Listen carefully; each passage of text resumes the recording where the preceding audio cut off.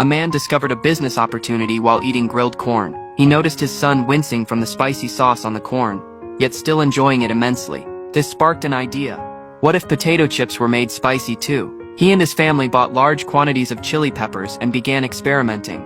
Their first attempts at making hot sauce were overwhelmingly spicy for the whole family. Hot, like elote hot? Good hot? No, bad.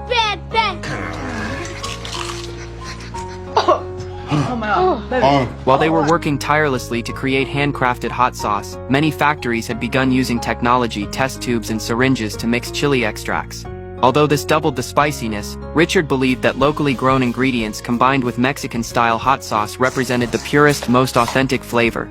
To thoroughly mix the seasonings, Richard temporarily repurposed his hamster's running wheel. His family also scoured the streets, sampling various types of peppers until they finally created a flavor that was both spicy and addictive. Ow, burn! Burns good or burns bad? It burned good. Oh! Yeah! Of course we did! Though Richard's hot sauce experiment was successful, the executives busy with layoffs paid no attention to a janitor's suggestion, even mocking him by asking why he didn't just go straight to the CEO. Richard decided to do exactly that. He found the company's phone number and called the CEO, who was in Italy. Thank you for taking my call. I have an idea that you need to hear. I'm listening. Okay, yes, sir. I'm Mexican. I'm proud of it. And there's a lot of us in this country, and we spend money on snacks just like everybody else. We eat Doritos, but not before covering them suckers with tapatio. It's like the more it burns, the more money we'll spend on it. So I thought, why don't I make my own spicy slurry? You made your own spicy slurry? Yeah, I did, and it's good. You can slather it on everything. Doritos, Fritos, popcorn, Cheetos. And the best part, sir, it is 100% Mexican approved. My family, my neighbors, they can't get enough. And I got a plan, Mr. Enrico, to get it to the streets, to get it to my people. I think it will save our factory, and will save jobs. Save jobs, huh? That's a lot of confidence there, Richard. Yes, sir. And you said in the video, think like a CEO.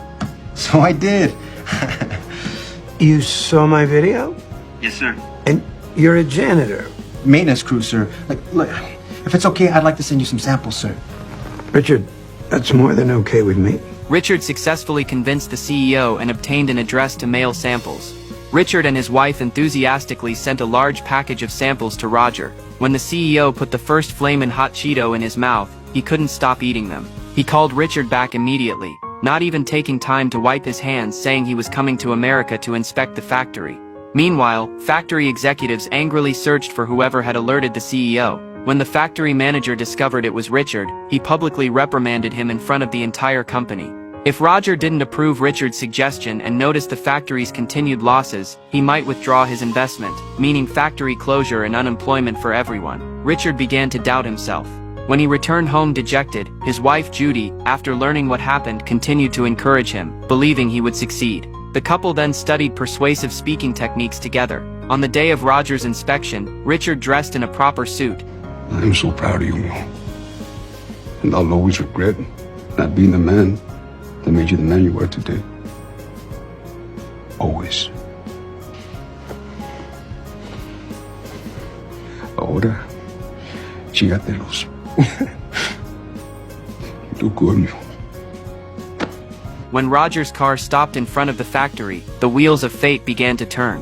Richard's destiny was about to be completely rewritten. The time-pressed Roger immediately called Richard to the conference room for a product presentation. However, Richard felt uncomfortable sticking to his prepared script, so he decided to improvise instead. Richard held up his Flamin Hot Cheetos and described their deliciousness.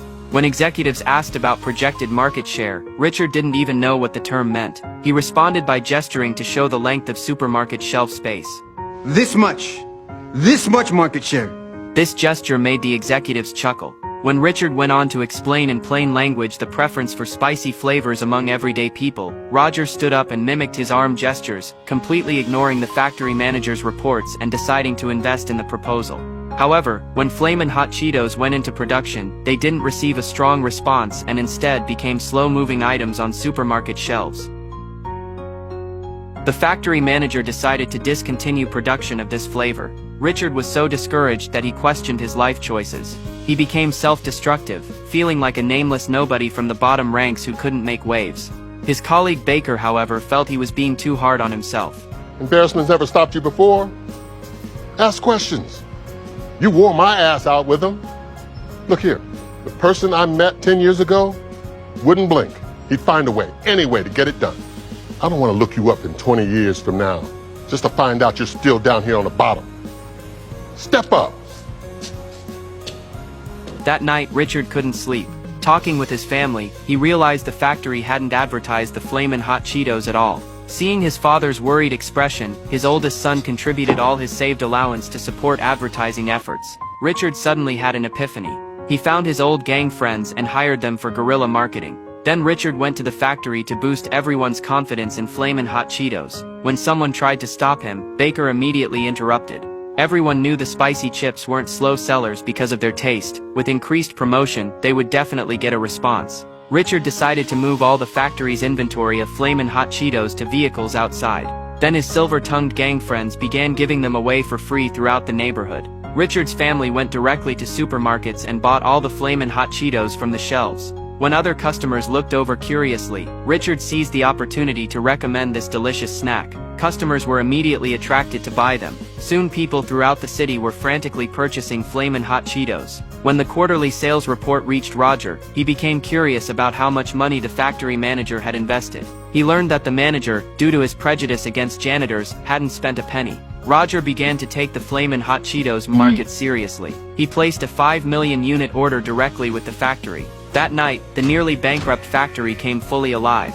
All production lines started simultaneously. Workers who had been laid off were called back overnight for overtime. The machines nearly overheated but finally fulfilled the order.